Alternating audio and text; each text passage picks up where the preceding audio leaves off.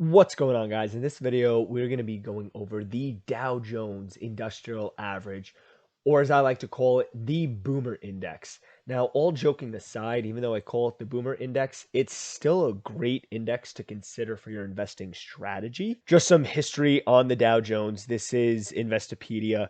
So it was actually created back in 1896. It is the second oldest index in the world, and pretty much the most well-known and most popular index, even more popular than the S&P 500.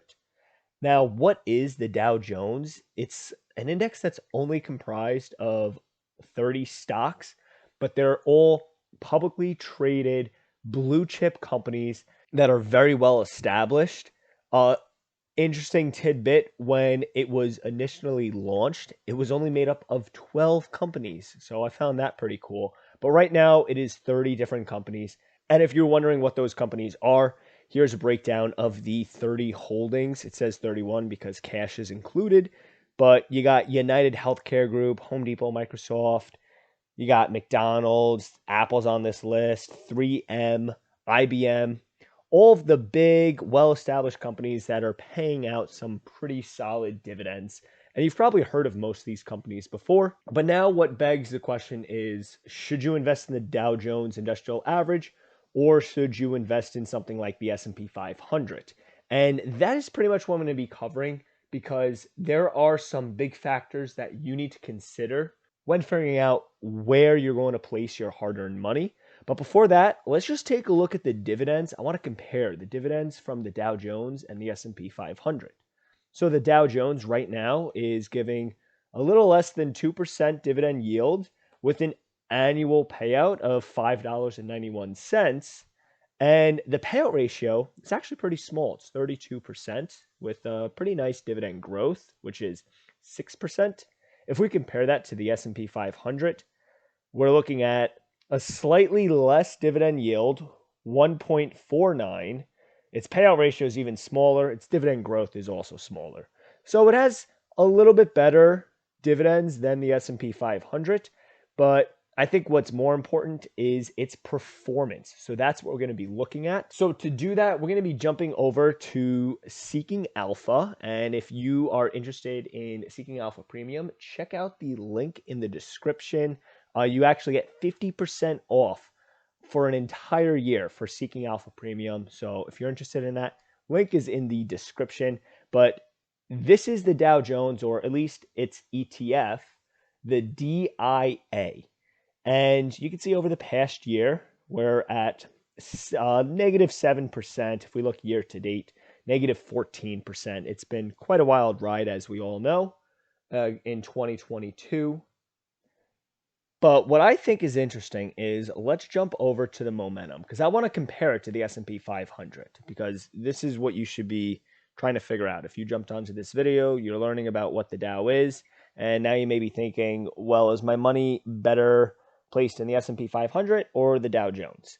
And if we scroll down, and we're going to look over the past 6 months, almost where the year started. So the year started right about here.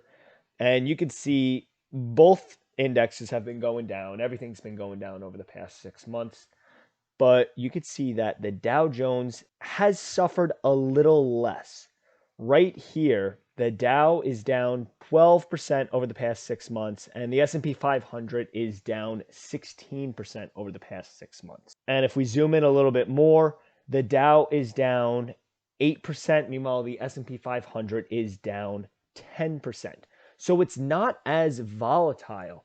So you're not going to get these price swings as massive as the S&P 500, and definitely not as massive as the NASDAQ, which we could add that in there. So let's throw the NASDAQ in and compare that. You can see the NASDAQ has been really beaten up. Over the past month, it is down 14%. And over the past 6 months, the NASDAQ is down over 27%. But because it's less volatile, you are not going to get as high as a return. If we look over the past 10 years, the NASDAQ has outperformed both the S&P 500 and the Dow Jones. The S&P 500 is over 200% over the past 10 years, and the Dow Jones is only sitting at 155%.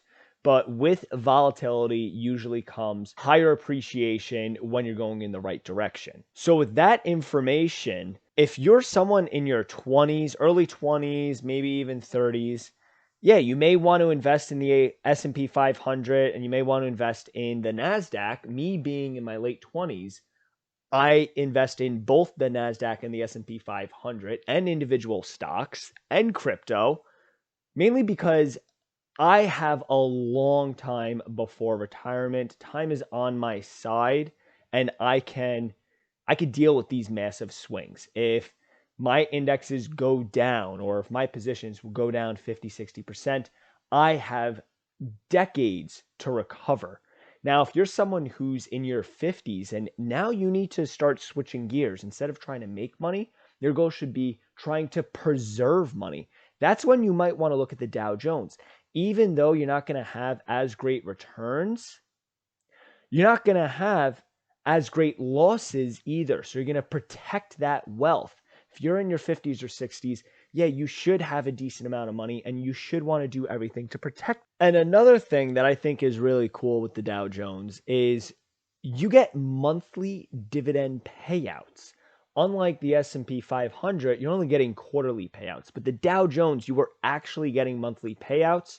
But if we dig in more, they're not always equal. So this was 70 cents, 66 cents, 26 cents, 52 cents. So it varies depending on what quarter it is, but it is very nice knowing that you were getting monthly payouts. So especially if you have a decent amount of money and you're able to put it into this index, you could create possibly an annual salary getting paid each month just in dividends alone from the Dow Jones. And for those of you asking, the Dow Jones does have a pretty healthy balance. If you look at its holdings breakdown, most of it is right now in healthcare. Then you got financials, technology, industrials. You pretty much hit up all of the big sectors, and it is pretty diverse. Not one sector is really over leveraged. Unlike if we were to look at the NASDAQ, let's look at the NASDAQ's holdings.